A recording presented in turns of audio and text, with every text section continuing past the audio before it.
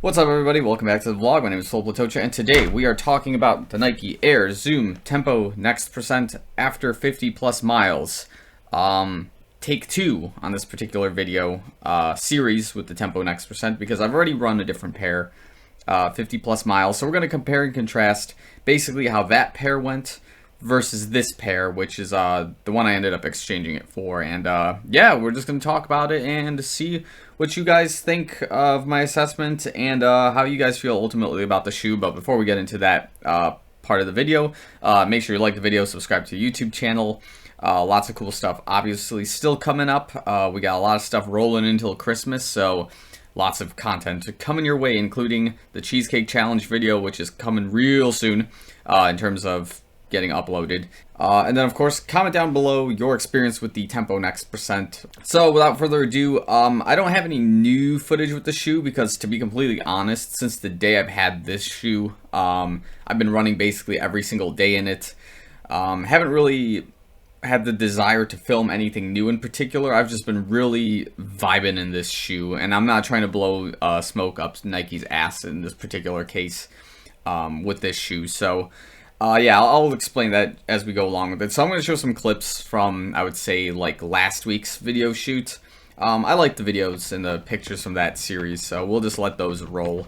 And yeah, so anyways, let's go over basic specs just for those who are new to the video and have not seen it for like the 7th time now, I suspect. The shoe itself weighs anywhere from about 9 to 9.5 ounces, depending on your shoe size. I think 9.5 is where it caps at like 10.5 to the 11 size. This is about 8.5, so it's slightly less than that, so it's probably like 8.8 to 9 ounces. That being said, that would put it at approximately somewhere between 250 and 270 grams on average, depending, again, on your shoe size. The offset from heel to toe is about an 8 to 10 millimeter offset, so it's a slightly higher raise, of course, as you can imagine, which makes it a very interesting trainer to the Alpha Fly, which obviously has more of that 4 to 6 millimeter offset difference. But again, how that compares, we'll have to probably make a different video and discuss that on that front. But anyways, let's talk about the upper here. The Flyknit upper here is much thicker in this heel region, and as you go down into the toe box, it becomes a little more thinner, a lot more translucent, and it's very flexible, very durable in this toe box area. And then, of course, there's some paint right there just to basically reinforce the toe area so you don't rip through the Flyknit in those particular places. Of course, the shoelaces are asymmetrical to the interior side of your foot. So, yeah, that's also been something Nike's been really rolling with in this last couple of shoe models, and I think it works. At least people have gotten definitely very used to it at this point in time. And then, of course, the Achilles pillow in this particular design of the shoe is very comfortable. No issues with it for the most part. I would say only the first impression's sake. It is kind of hard to get into the shoe the first couple of times, but as you break in the Flyknit, it does become a lot easier to get in the shoe. And of course, if you have a slightly thinner sock, that also helps out as well. But yeah, overall, that's kind of good with the upper. Let's talk about the outsole and the bottoms of the shoe. So the heel is made out of React Nike foam, which again is very comfortable if you are a heel striker, but in terms of using the shoe as a heel striker, we'll talk about that more.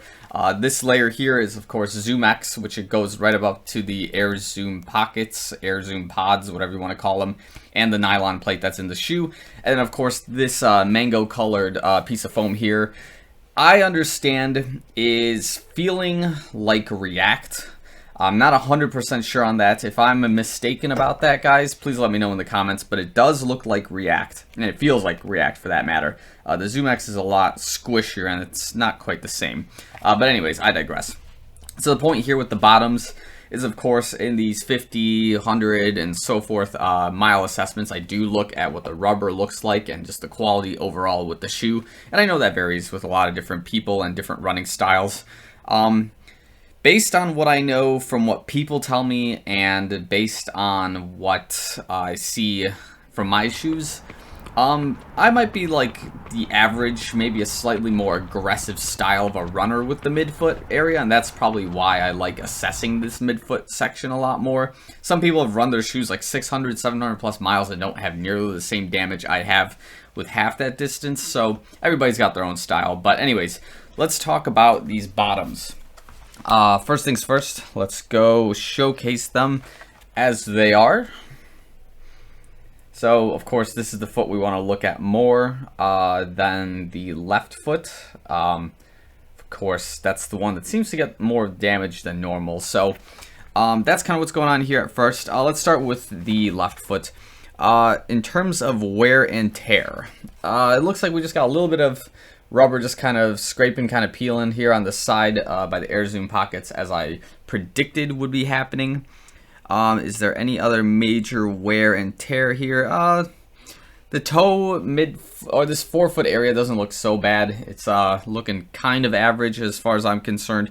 The shred is only mostly in this midfoot area, which again I expected the case to be. The heel, because I don't really heel strike or rub too much with the heel, doesn't look all too bad right now.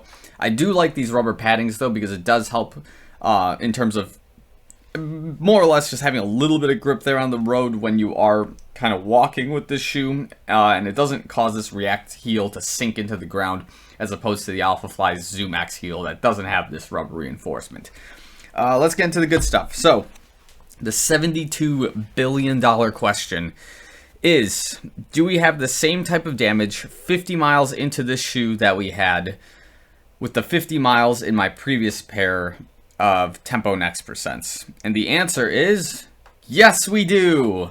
As you can tell right there, I am opening up the shoe right about in this particular area, as you can probably see right there. It is see-through. You can kind of see the Air Zoom pod on the other side. I can literally see the blinking camera light through the hole on the shoe right now. And I'm just gonna say it. I think this is just, it is what it is. I think this is just the way running with this shoe is gonna be. I think it's ultimately just maybe an engineering thing, maybe I wouldn't say a design flaw, or you know what, I'm gonna say it is a design flaw. For 50 plus miles into this shoe to have this type of damage, I'm going to say that one of two, maybe three things could have occurred that I would have done better if I was working as a Nike shoe engineer. One, I would try to make this rubber definitely a lot thicker to prevent this kind of damage into the pocket, this kind of seepage looking thing from happening. So that would be my first step. And then of course trying to reinforce this particular area. That's still part of my first assessment I would do with it. Reinforcing that will be one good fix, but it's not going to be the be-all end-all to fixing it. I would see if I can make the Air Zoom pockets, or pods, whatever you want to call them, this rim that they have around them, I mean, I suspect it's what they wanted to ultimately go with. I'm going to point it out here. I suspect that's the rim they ultimately wanted to go with, but maybe they got to find a way to make it a little bit softer, so when you are hitting the ground and the pod is compressing, in the compression process, this rim isn't so rough that it's digging into the rubber the way it's dug in here to basically cut this hole.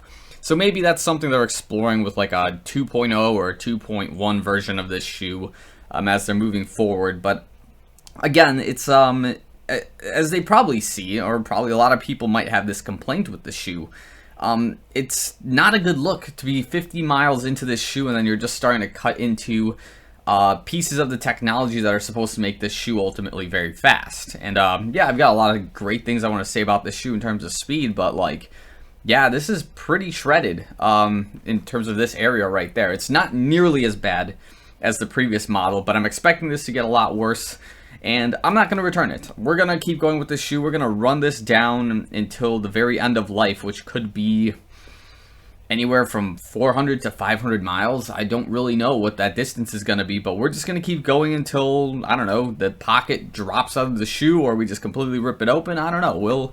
We'll roll with it, because ultimately this is a really fun shoe to run in. If you're running correctly in it, of course. That's the key here, and that's where a lot of people end up disliking the shoe in many places. So again, we'll get into that some more. If there was a third thing I would change on this shoe, again, it's probably a lot of nuance to this in particular, but like trying to make it slightly weigh maybe like a half an ounce less. Doing something along those lines to make it happen would be awesome. Maybe they decide to remove some of this rubber here in this area to save some material, to cut a little bit of weight. I don't know. There's like a couple of changes they can really make that I think would ultimately help lighten the shoe. But as it stands right now, like, I'm not too concerned and not too mad about it ultimately. Okay, so anyways, that's basically the assessment of the shoe at the 50 plus miles. Now, how does it perform from out of box into right now? If you're following me on Strava, I've been having probably the most monumental speed week I think I've ever seen, where basically like every single day I was running in this shoe anywhere from 5 to 7 miles daily, and Strava would record that pace at about 6-minute miles every single day. Now, you got to think to yourself, like, okay, running 6-minute miles every single day for 5 to 7 miles a day is not impossible, but that's bonkers. Like, that doesn't usually happen in any of my training regimens. That doesn't involve, at the very least, like a Vaporfly or like, yeah, basically Vaporfly. I don't think I can do that in a Hyperion Elite yet. But, like, yeah, of course, this Air Zoom Pocket technology with the nylon plate is supposed to be like that step down from the carbon plate, but it's very comfortable when you're able to land a midfoot with this shoe and just ultimately have that compression and decompression from the pockets and that nylon plate. It allows you, I think, to have a really smooth ride that is not only smooth and fast, but it's like very efficient. Is it stable? I mean, it depends if you're used to running in this shoe. If you get like the neuromuscular pieces of your running form figured out, then yeah, this is a very comfortable ride overall. So that being said, like, the level of fatigue I've had after this shoe is kind of minimal. I would say a lot of that work is, as I've mentioned before, that like when you put in that extra 20 to 30% effort that you would be using like in a Vaporfly instead, the shoe will definitely help carry you on your faster runs when you do push that pace. If you're going to use it for like a run that's anywhere from like 8 to 8:30 or even lower pace, like, this is a brick to run in. This is a heavy shoe, and you're not going to have a real good time. It's going to be loud, it's going to be clanky. But if you are pushing the shoe pretty fast on a daily basis or at a moderate pace, but would like room for like a little bit of extra speed, this shoe will definitely carry you if you allow for it. So yeah, I don't know. I think, again, I don't know if it's the shoe that's allowing me to be fast. Maybe it's just the weather is really good, and like this engine and chassis is a cold air intake, and just this cooler weather is allowing me to run faster, more effectively, more efficiently, more consistently. It's hard to say, like, if the shoe is solely responsible for it right now. The only real way to test that would be is if I put on like a pair of Peg Turbos or my old pair of Peg 37s over there, and then try to put in a 6-minute per mile run or like a 5:40 pace and see how that ultimately goes. But yeah, as of right now, for the entire week that I've taken this shoe for a run, putting in that 50-mile week, tempo pace for the most part, having some like sprint intervals in this particular shoe, it's been absolutely phenomenal.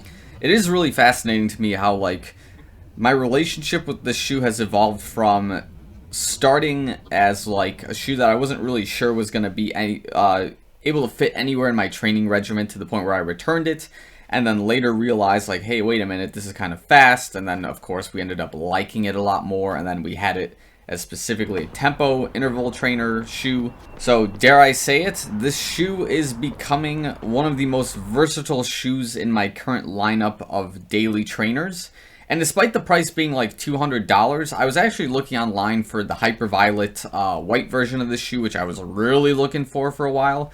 Some websites I see are like dropping it down to like $150, which, if I had a chance to buy this shoe again, I would definitely buy it at $150. Like $200, like very questionable. Like, you got to make this work. But $150, that's a really good price to even just buy the shoe and play around with it. So I've got a link to it somewhere here. Again, I'm not really sponsored by Nike or any of these companies. I just like happened to find this search online, and like at the time of this release, I don't know if the shoe will still be at $150, but like, again, the price of the shoe is dropping, and this shoe I think is a really good steal at a $50 discount, in my opinion. So again, that's all I've got to say with this shoe for now. We are going to take it to 100 plus miles. We are going to put it through a stress test, and I'm real excited for that, to start putting like some true like track workout interval stuff. So that will be coming up, as well as we are still training for a sub 16-minute 5K. And this shoe is really helping in that training effort ultimately. So again, if you like the video, please like the video, subscribe to the channel. Comment down below your current experience with the Tempo Next Percents. If you've put in 50 plus miles, like, does this damage look right to you? Like, are your shoes looking like this? I know some people were saying that other YouTubers were reviewing this shoe and had like way more damage than this and way more miles in it. I believe it. I didn't watch their videos, but I do believe that they're probably seeing something very similar to me in these cases. So yeah, if you do like this shoe, you know, just let me know how you feel about it. I always read the comments. I always talk to people. That's always been kind of the fun stuff with YouTube. So yeah, I'm more than happy to answer any other questions I may have missed in this particular video. That being said, that's all I've got for now. Thanks for watching this video. We'll see you guys probably at either a track stress test video with this or after 100 miles. We'll see what happens first. See you guys later.